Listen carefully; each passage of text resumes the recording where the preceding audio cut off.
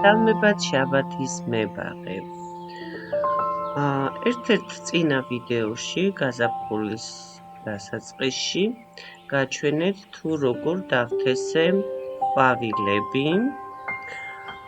ეხლა მინდა გაჩვენოთ, როდესაც უკვე ამოყობს თავს, ესეთ მდგომარეობაში, თესლი გაღვივდება და ამოვა მცენარე და მას უკვე 3 ცნობადი ფოთოლი ექნება. ანუ როდესაც უკვე ფოთოლი გავს იმ სახეს, რომელ მცენარესაც წარმოადგენს. მაშინ შეიძლება ამ პროცესის გაკეთება. ვიღებ დიდ ნახრედიან კონტეინერებს, ეს ქაღალდს უფენ რომ ქვევით მიწა არ დამეყაროს, არ დავსვარო აქაურობა და თან დასაწყისისთვის რომ მოვწყავ მიწა არ გავიდეს ქვევიდან, იმიტომ რომ ჯერჯერობით ქვიერია მიწა და მიიტკეპნება ეს რა თქმა უნდა. კონტეინერი, რომელშიც გაქვთ ეს თესლიდან გამოყვანილი პატარა ნორჩი მცენარეები, ის წინასწარ აუცილებლად კარგად დაასველეთ. ამ შემთხვევაში ჩემი უკვე დასველებულია და ესე კოვზით ვცდილობ ამოვიღო. ეს არის ჰიბისკუსის თესლი, რომელიც ჩემ ჰიბისკუსებიდან ავიღე გაზაფხულზე. და როგორც ხედავთ, ეს ფოთლები უკვე გავს ჰიბისკუსის ფოთლებს და ამ მომენტში შეგიძლიათ პიკირება გააკეთოთ მცენარის. ასეთ მოვკიდებ ახლა კოვზით და ამოვიღებ. გავწიე პატარა ორმო და ჩავდები.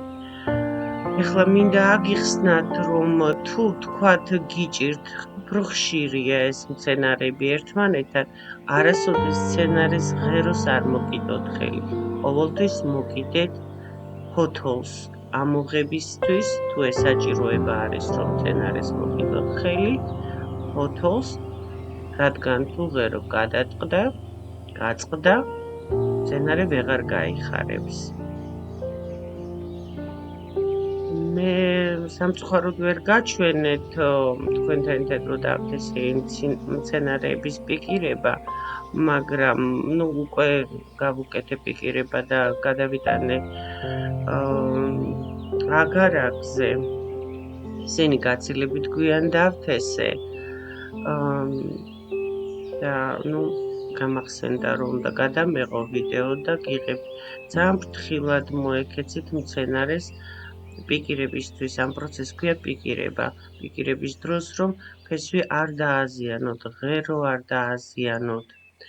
აგრეთვე ამას მერე დაჭირდება მორწვა. ამ მომენტში არ გამოკვებოთ მცენარეს თავისი ძალა ეყოფა.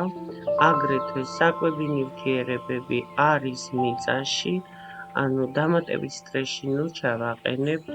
დასაწყისისთვის გადარგული მცენარეები პირდაპირ მზეზე არ დავდოთ, ცოტა მოჭრდილულ ადგილზე დავდოთ, ნიავი არ იყოს, ანუ არაფრის დაფარება, სათბურის გაკეთება არ არის საჭირო ამ შემთხვევაში. მცენარეს ამოვიღებ მხოლოდ მაშინ, როდესაც მთლიანად ფესვთა სისტემით დაიფარება კონტეინერი, ანუ ფესვი, როდესაც გამოვა იმ ნახრედიდან, რომელიც ქვევით აქვს და როდესაც ადვილად ამოდის კონტეინერიდან და სასურველია სადღაც მაისში, როდესაც სტაბილური ამინდები იქნება. ამჯერად დაგემშვიდობებით, მომავალ შეხვედრამდე.